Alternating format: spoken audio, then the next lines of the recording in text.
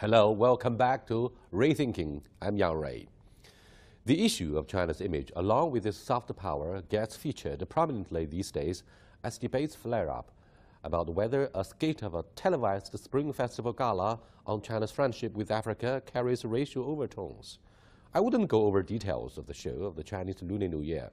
The allegedly controversial skit focused on the completion of a fast railway in Africa. Choreographers came under fire for painting a nation actor black-faced and for installing a comically fake large bottom of an unaccented Chinese woman in her role as an African woman, as well as of asking someone to play monkey.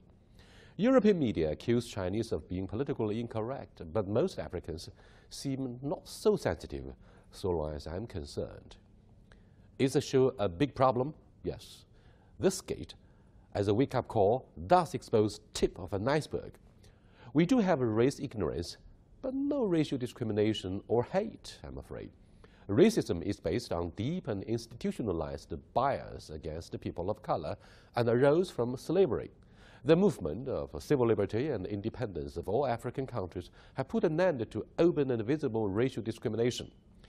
White supremacy is over in the age of globalization, but our subtle human bias is harder to get rid of. Look at the violence of white cops in New York and in other cities populated by African Americans, and the rise of the racist KKK on the platform of putting America first.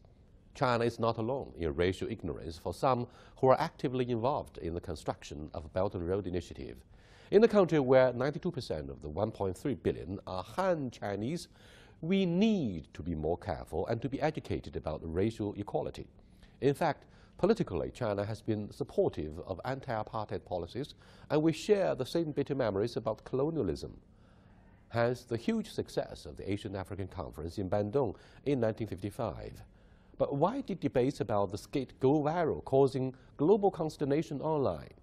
One major reason, I'm afraid, is a constant question mark about whether China stands ready to assume world leadership when President Xi Jinping calls for support of globalization and free trade, and when President Trump pulls out of many global commitments.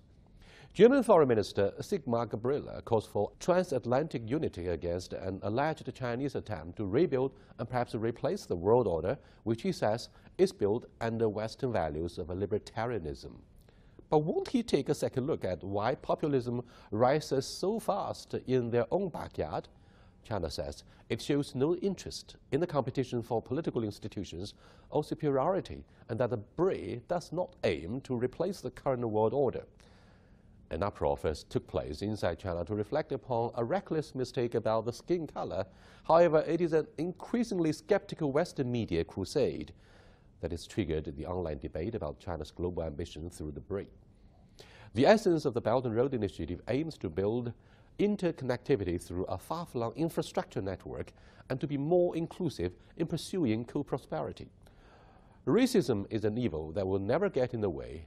China does face an uphill battle for respecting cultural and political diversity in our execution of the BRI. Are we ready? I'm not sure. Thanks to the televised wake-up call, we need to be very careful to downplay nationalism and to eliminate signs of racism, a human vulnerability and liability in general. I'm Yang Ray. Bye for now.